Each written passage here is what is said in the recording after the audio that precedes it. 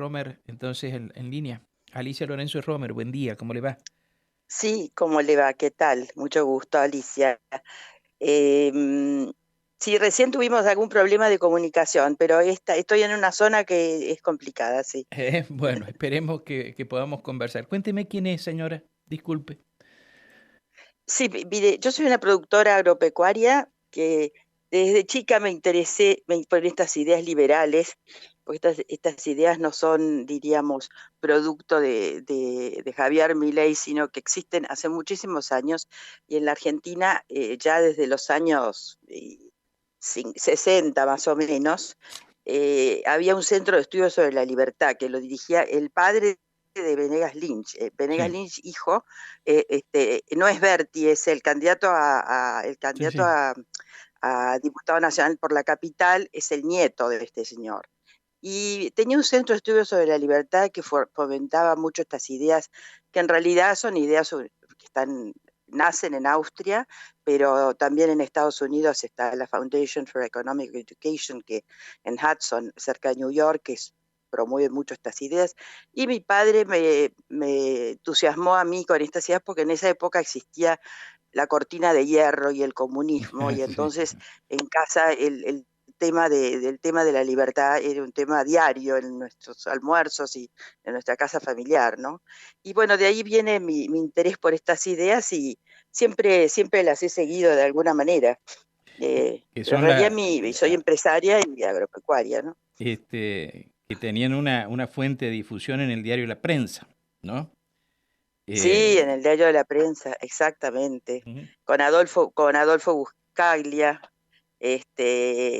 bueno, todos los que escribían, Iglesias Rouco, después se fue a vivir a España, muchos. El diario de la prensa era el diario más liberal. En aquella época La Nación era más, diríamos, neutro, pero el que fue un gran, después el diario de la prensa se vendió, pero cuando yo era chica el diario de la prensa era una maravilla, era una gran fuente de difusión. Y coménteme, ¿ustedes apoyan a quién como presidente? Mire, nosotros acá nos presentamos solos como Partido Demócrata por primera vez en 20 años Sí. y somos todos afiliados y gente, diríamos, que no viene tanto de la política, que estábamos afiliados al partido, pero que empezamos a participar no hace tantos años, yo hace 4, en su época, cuando empezó la democracia, fundé un partido político en San Luis y trabajamos mucho durante 9 años, que era la UCD, Ujú. que luego cuando los Alzogaray fueron con Menem, yo abandoné y dije que nunca más me iba a meter en política. Pero bueno, nosotros vamos solos, hemos pedido la adhesión a la boleta de Milei, pero aún no nos han confirmado. Así que nosotros, y bueno, si tenemos que ir solos, iremos solos porque eh, tenemos ideas muy parecidas. Sería lo que más asemeja a eh, un Estado chico y controlar la pobreza, y la única forma de controlar la pobreza es a través del trabajo real, del trabajo, diríamos, verdadero, promovido por que nos saquen la pata del Estado con tantos impuestos y que nos liberen las energías creadoras de las pymes, de los campos, de los comercios, y para que haya más trabajo genuino, diríamos, no trabajo solamente en la parte estatal. Usted me hizo recién una reivindicación de la historia del pensamiento liberal y me llevó a pensadores como Venegas Lynch, etcétera. Y esta gente era partidaria de la educación popular, porque creían que la educación popular era digamos, uno de los pilares para el progreso y el desarrollo de la comunidad. Mi ley Sí, la no educación es la pareciera, base. perdón, ¿qué me decía señora? Que Disculpe. la base, la educación es lo principal. Lo Ujú. que empecemos hoy, recién en 20 años va a tener, diríamos, influencia en la sociedad.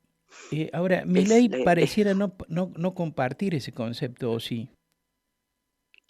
No, Milei sacó una idea que son los vouchers, que son como unos bonos, que eso ya hablaba en su época, ya te digo, en los años, a ver, ya 50 años más o menos, o 40.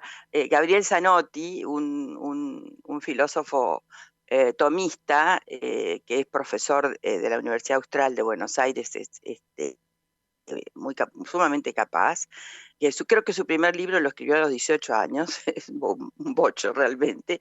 Él hablaba de estos vouchers, me acuerdo, que serían, que serán unos bonos, en vez de determinar que tal chico por tal barrio tenga que ir a una escuela pública, diríamos, cercana a la casa, que por ahí quizás no le gusta y prefiere ir a otra, le dan el dinero, le dan un voucher solamente para utilizarlo para el colegio que él quiera, cualquiera de la ciudad, y no solamente, sería educación pública de todas maneras.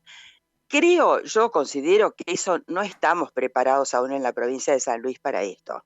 Eh, eh, Considero que eso no se aplicaría acá. Me parece que todavía es una cosa para sociedades más modernas y tenemos muchas cosas de base que arreglar para llegar a eso, para mí. Ujú. Señora, por ejemplo, si usted llegara al Senado de la Nación, ¿qué propondría en materia de, por ejemplo, laboral, de legislación laboral? Bueno, en materia laboral, tenemos que terminar con esta industria de juicios, que los únicos que ganan son los abogados y no el empleado, ni el peón, ni el trabajador de comercio. Los únicos que ganan son los abogados, porque eh, hay poco empleo, porque mucha gente tiene miedo de tomar personal, especialmente las pymes, porque las empresas grandes ya tienen todo, tienen todos sus estudios de abogados y no tienen que estar, una pyme tiene que estar con los impuestos, con el abogado, atender. Entonces, realmente no se puede producir o trabajar de esta manera obstruccionista. Entonces, yo creo que lo que habría que hacer es, inclusive, es hacer así como vio que la FIP nos tiene a todos bien, bien, ¿cómo se llama? Nos conocen Sí, sí, hasta cuando, no sé, hasta bien cuando vamos al controlado. supermercado, Sí. bien controlados. Entonces, yo creo que debería haber en el país así como hay antecedentes penales, debería haber antecedentes laborales, porque primero, por supuesto, sacar estas leyes que ya le digo, con todo respeto, yo creo que eh, el tema de ser tan exigentes con las cosas laborales, para mí tendría que existir un seguro de empleo, como es en Estados Unidos. La gente se presenta, le dan 6 meses para conseguir un trabajo. Si a los 6 meses no consigue trabajo, le quitan el seguro de desempleo. Pero ¿por qué se puede hacer allá? Porque allá hay trabajo real. En cambio, acá, en la mayoría hay más, creo que hay más personal, creo que hay 8 millones de empleados en blanco y tenemos que mantener a muchísimos empleados que están en negro, ¿vio? Creo que son 6 millones Entonces, con 800. las datas, con los planes, 6.800.000, ¿no es cierto? Con los planes, con toda esa cosa que es distribucionista y que además es no solamente distribucionista, sino que tienen un mercado cautivo de votantes. Y eso afecta la libertad del individuo. Ahora, la cultura ha hecho que se tenga desconfianza en este tipo de medidas, ¿no? La gente piensa que esto es pérdida de derechos adquiridos y que esto va a ir solamente en beneficio de la gente que es más poderosa económicamente. Claro, imagínese acá, la gente sueña el día que se vaya a jubilar y cobra 70.000 pesos, Mario. Entonces, por los miedos no se cambian las cosas que ya sabemos que todos los gobiernos, el primer dinero que sacan porque lo necesitan para un estado elefantiásico, es la plata de los jubilados. De hecho, ahora han hecho de una medida populista hace poco, que ya todo el mundo, aunque no tenga ningún aporte, se va a jubilar. Entonces, te digo, así como la jubilación es baja y los sueldos son bajos, es, es porque el mercado laboral está roto por estas cantidades de obstrucciones y leyes fantasiosas, porque ¿por qué se van empresas como la de Galperín? ¿No es cierto? A Mercado Abierto se fue al Uruguay. Y yo sé que ya, porque sé de un chico que trabajaba ahí, que los toman nada más que por 3 meses, a los 3 meses toman otros, porque las grandes empresas, la forma que tienen digamos, de sobrevivir es tomar gente cada 3 meses, los echan y vuelven a tomar. Entonces, digamos, eh, qué sé yo, en Japón, por ejemplo, en Japón la gente viven toda su vida trabajando en la misma empresa, pero no está todo el tema de juicios laborales. Eso es digamos, es una cosa que hay que, o sea, va a ser que hay que enseñarle a la gente que no tengan miedo.